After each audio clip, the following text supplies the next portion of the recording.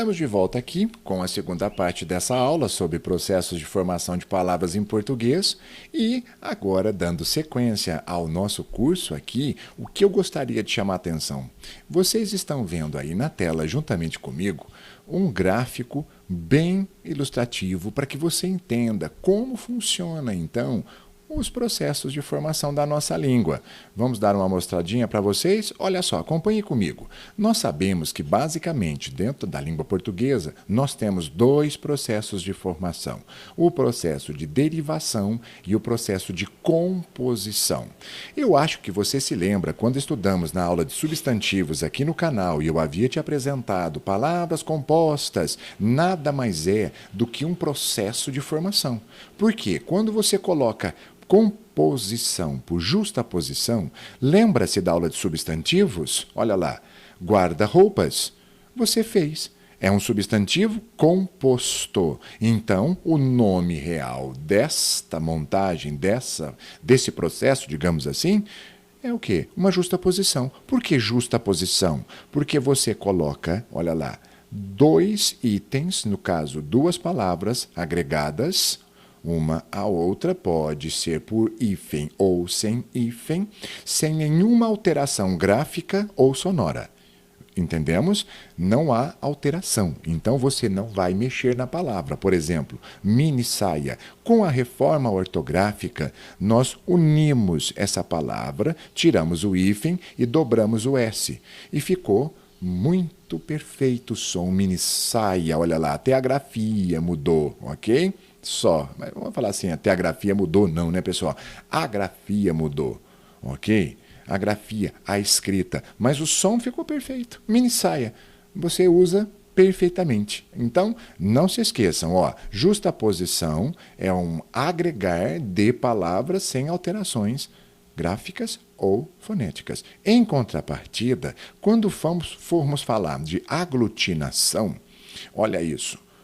Vai haver, sim, perdas gráficas e sonoras. Por exemplo, embora nada mais é do que a junção, a somatória de em boa hora. E isso acontece por um processo chamado de, olha o nome, aglutinar, juntar. Outro aguardente seria água mais ardente, e ficou uma palavra só, aguardente. Temos outros casos também, lobisomem, por exemplo, pernalta, olha isso. E aí é o processo. Simples, fácil, e esses dois não vão nos causar problemas. Mas, vamos lá então. Composição, nós não estávamos falando ainda que tínhamos que mexer no radical da palavra, porque na derivação nós vamos precisar disso. Composição não. Composição nós pegamos as palavras, juntamos, às vezes alteramos, às vezes não alteramos, não é? Mas quando se diz derivação, você precisa se lembrar do morfema radical. Por quê? Será necessário. Então nós começaremos aqui em cima com a parte de agregarmos ao radical afixos. Então, nada mais simples do que derivar uma palavra. Você também deve se lembrar da aula de substantivos, quando nós falamos. Existem substantivos derivados? Claro, existem adjetivos, verbos que são derivados. Então, a palavra chamada derivação é que você vai colocar a ela afixos ou não. Mas derivar é realmente trabalharmos aqui com os radicais em si. E vamos subir aqui na flechinha e vermos o seguinte. Quando formos agregar afixos, lembra-se, nós falamos sobre afixos na aula anterior?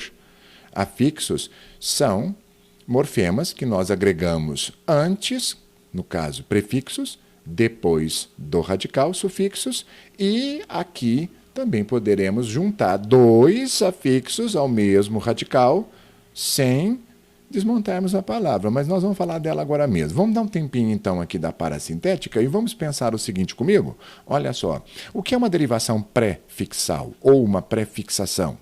É quando você agrega o que, pessoal? Um afixo antes do radical. Então, por exemplo, desconhecido. Lembrando que quando esse processo de derivação ocorre, o dicionário necessita de registrar, porque isso é uma palavra nova. E aqui no caso, se você perceber, o radical conhecido, no caso aqui, não é que seria conhecer, mas tudo bem. O que nós estamos vendo aqui? Você agregou uma palavra com ideia negativa aqui. Um sufixo des. Nós falaremos sobre isso. O prefixo, né? O prefixo des aqui, pessoal. Eu falei errado aqui, é prefixo, né? Então, olha lá. O que você fez? Isso é um prefixo negativo. Agora, com referência aos sufixos, olha aqui, isso aqui, mento, isso é um sufixo que forma substantivos. Então, olha lá, conhecimento, conhecer, conhecimento. O que eu quero te deixar aqui muito claro é como você monta o processo, então. Quer dizer que, se existe derivação, ela pode ser prefixal, e colocamos, então, um prefixo antes. E ela também pode ser sufixal, e colocaremos um sufixo agregado ao radical. É agora a parasintética. Nós falaremos da parasintética para você em instantes. Antes, eu gostaria de te mostrar um outro slide. Então, vamos lá. A derivação prefixal aqui para que você conheça. Então, deixei aqui no slide para que também você tenha noção de que os prefixos que nós temos e seus significados. Aqui eu coloquei somente alguns, mas há várias listas que nós podemos encontrar aqui na internet, não é? Basta podermos pesquisar com calma nos sites, nós acharemos. O que eu gostaria de deixar claro é que, às vezes, os prefixos, olha lá, podem ser latinos ou gregos, mas o sentido é o mesmo. Então, por exemplo, vamos pegar essa palavra aqui, abster, olha isso. É um prefixo que você usou, abs, que significa o quê? Ausência, afastamento. Então, olha lá, abster, abstenção.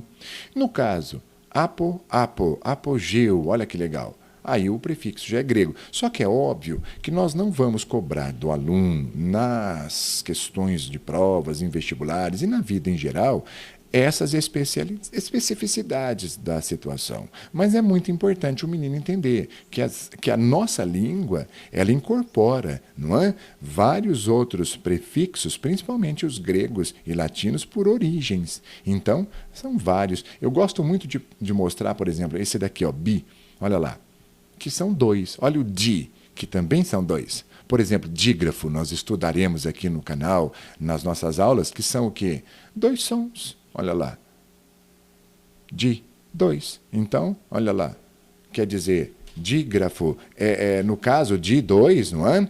E grafo, gravado, com dois. Mas o som seria um só, que seria o chuva, chuveiro. O CH, por exemplo, é um dígrafo, não é? Então, são dois. Dois grafados com uma sonoridade única. Nós falaremos com vocês sobre isso na aula de fonética. Mas aqui no caso, ó, bípede, olha lá, ó, dois pés. Simples. Então, pessoal, para não nos delongarmos aqui, ok? Se você necessitar, pare aqui este vídeo, faça um print de tela, aproveite para que você tenha em mãos aí também um pouco de, né, material para pesquisa. Outro processo que eu gostaria de te mostrar pelo mesmo, né, motivo ali é o sufixal. Olha só. Vamos pensar comigo aqui, vamos pegar um modelo? Olha esse aqui, ó, amável, olha de onde veio. Olha o radical ama, ama. E o sufixo é latino. Então, é uma pessoa amável. Olha o adjetivo. Olha quem não sabe, micose. Olha esse ose, que é um sufixo grego que indica doença. Olha lá, ó. Tá vendo, ó? Micose, não é? Olha esse outro ismo que nós havíamos comentado, que transforma em substantivos os ismos, olha lá, catolicismo. E assim por diante. Então, ficou claro para você? Você viu? A nossa língua, então, ela incorpora sufixos, prefixos, gregos, latinos, alemães, não é? E vários outros, até franceses, ok? Tudo bem? Vamos agora aqui também comentar sobre um outro processo de palavras dentro da parte de derivação usando os afixos. Existe a derivação parasintética.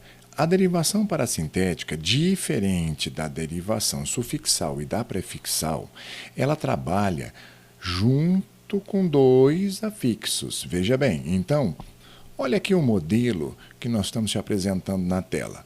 Se você tem a palavra base, no caso triste. Quando acontece a parassíntese, você deve estar se perguntando por que a parassíntese existe. A palavra que eu quero criar é entristecer.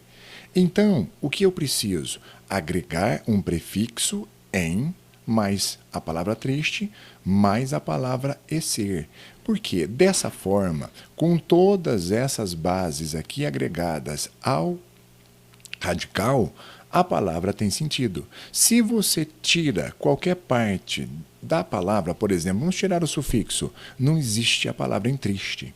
Então, pessoal, esse processo foi inventado justamente para agregarmos dois afixos e não poderemos tirar nenhum dos dois, porque se isso acontecer e a palavra perder o seu sentido autônomo, digamos assim, ela não é a parassíntese. Pode acontecer. Então, por exemplo, vamos olhar aqui um outro modelo que você deve estar pensando.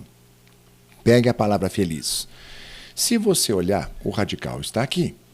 O que pode acontecer? Eu posso agregar o in e fazer uma derivação prefixal e a palavra perfeitamente existe, a palavra infeliz. Mas também posso agregar ao mesmo radical o sufixo formador de advérbio mente. E eu posso dizer felizmente. Então, perceba bem, na parassíntese isso não ocorre. Na parassíntese é necessário agregarmos dois afixos ao radical para que a palavra tenha sentido autônomo, sentido próprio. Nas outras formações, por exemplo, aqui eu não fiz uma parassíntese. Eu fiz uma derivação sufixal e prefixal, ou, se você quiser, pré e sufixal ao mesmo tempo dentro da palavra agregada. Então, ficou claro? Na parassíntese, nós não podemos desagregar nenhum afixo, senão a palavra perde o sentido. Quando não acontece isso e a palavra contiver o sentido autônomo com um radical somente, com um afixo somente, não é? A palavra não pode ser a parassíntese. Entendemos? É isso daí. Antes de clicar nos links acima, se você gostou desse vídeo, inscreva-se aqui no canal, deixe o seu like e ative o sininho para que você receba as notificações quando nós postarmos nossos novos vídeos. Muito obrigado e até o próximo.